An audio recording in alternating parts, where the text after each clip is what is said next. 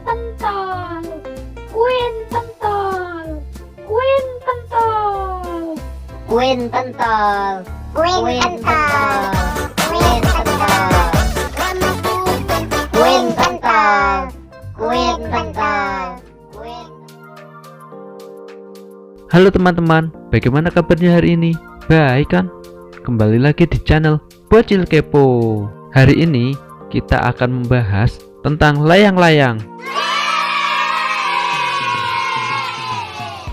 Mulai dari sejarah layang-layang, kegunaan layang-layang di masa lalu, serta fakta-fakta unik tentang layang-layang. Yuk kita kepoin. Layang-layang merupakan lembaran bahan tipis berkerangka yang diterbangkan ke udara dan terhubung dengan tali atau benang ke daratan atau pengendali.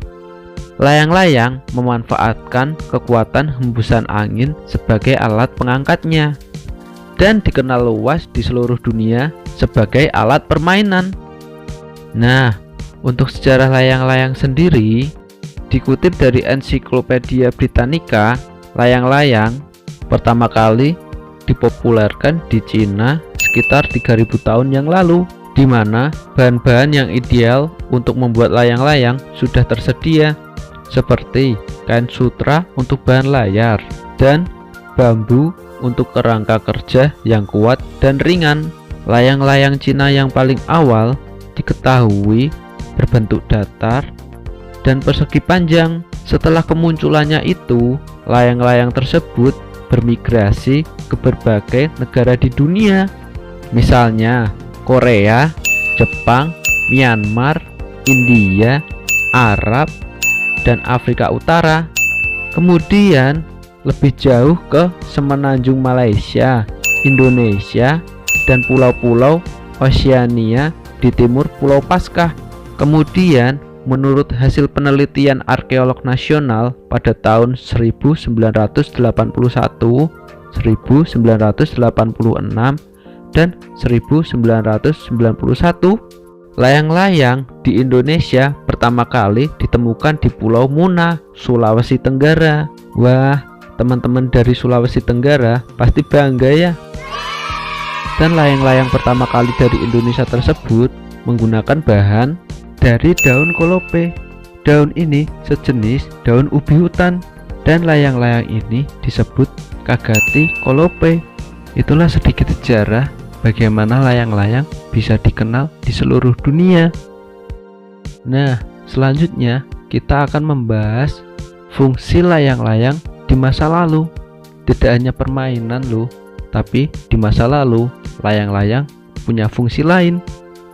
Yang pertama, terdapat kisah menarik mengenai layang-layang dari negeri Cina, yaitu konon dulu pada masa pemerintahan dinasti Han sekitar tahun 200 sebelum Masehi sampai 200 Masehi, militer Cina menempelkan potongan batang bambu pada layang-layang mereka. Ketika layang-layang melintasi pasukan musuh, angin yang menerobos rongga bambu pada layang-layang mengeluarkan bunyi siulan. Nah, hal tersebut mungkin karena jumlah layang-layang yang diterbangkan banyak, siulannya menjadi suara gemuruh, dan ini membuat musuh panik dan membuat mereka melarikan diri. Wah, pintar sekali ya prajurit Cina, bisa memanfaatkan layang-layang untuk menakuti musuh. Nomor 2, teman-teman tahu nggak sih, dulu sekitar tahun 1749 layang-layang dipakai dalam penelitian ilmiah loh. Waktu itu Alexander Wilson dan Thomas Melville dari Skotlandia memasang termometer pada layang-layang untuk mengukur permukaan bumi. Dan yang ketiga, dengan layang-layang pula pada tahun 1752, negarawan dan ilmuwan Amerika Serikat Benjamin Franklin berhasil membuktikan teorinya bahwa petir itu bermuatan listrik. Dengan cara Franklin telah menerbangkan sebuah layang-layang dalam badai petir, sehingga menyebabkan listrik merambat melalui benang dan memuati sebuah kunci yang terikat di bawahnya. Eksperimen ini untuk menunjukkan bahwa petir adalah sebuah bentuk aliran listrik. Nah, karena eksperimen dari Franklin tersebut, kita semua jadi tahu kalau petir itu mengandung aliran listrik. Maka dari itu, teman-teman yang ada di rumah, hati-hati ya, kalau mendung atau ada hujan, jangan main layang-layang, nanti bisa tersambar petir. Kan serem. Hehehe. Nah, itulah beberapa fungsi layang-layang di masa lalu. Tidak hanya permainan, layang-layang di masa lalu juga berguna dalam berbagai hal ya ternyata. Oke, selanjutnya kita akan membahas tentang fakta-fakta unik tentang layang-layang.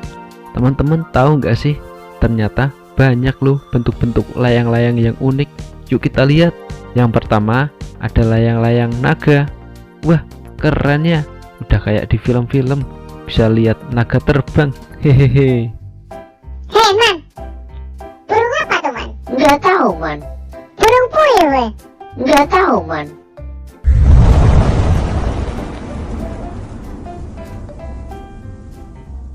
Au, au, Au. au.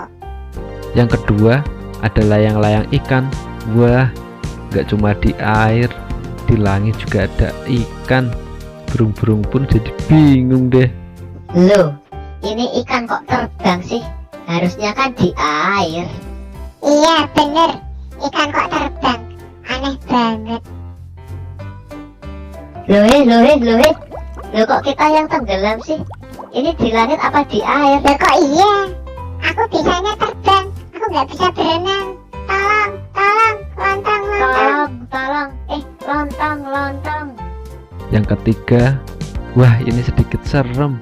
Ada layang-layang berbentuk kuntilanak dan pocong. Siapa yang berani menerbangkannya ya? Teman-teman berani nggak nih? Hehehe. Kemarin malam kemana bro? Kok nggak kelihatan? Itu nemenin ponakan belajar matematika. Masa 2 tambah 2 8? Harusnya kan 10. Dasar anak sekarang, 2 tambah 2 nggak bisa. Ya 10 lah, ya kan? Lu. Apa itu bro yang ada di belakangmu? Kok menakutkan sekali. Bro, apa itu bro? Kayak Se apa, Bro? Sase kok nggak jelas? Selamat ulang tahun. Yang keempat, nggak kalah unik nih. Ada wajah seorang YouTuber. Teman-teman tahu nggak nih siapa namanya? Ya benar, KKY, sang Queen pentol. Siapa yang suka sama lagunya? Ayo ngaku ayo.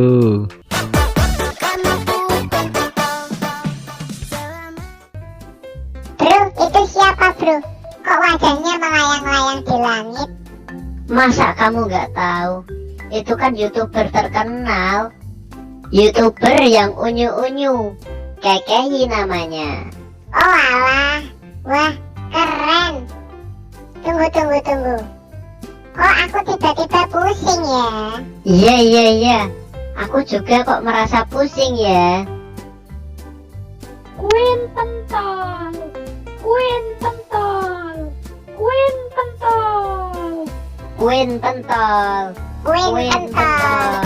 Queen pentol. Queen pentol. Queen pentol. Queen pentol. Nah, itulah sedikit info tentang sejarah layang-layang, beberapa fungsi layang-layang di masa lalu, dan beberapa fakta unik tentang layang-layang. Nah, untuk teman-teman yang suka bermain layang-layang atau permainan lainnya, jangan sampai lupa waktu ya. Tetap rajin belajar dan jangan lupa beribadah. Kalau boleh tahu, layang-layang di tempat kalian disebut apa? Tulis di komentar ya. Selain bermain layang-layang, teman-teman juga suka bermain apa kalau di rumah? Tulis di komentar ya. Oke, Bocil Kepo pamit dulu ya. Assalamualaikum warahmatullahi wabarakatuh. Dadah.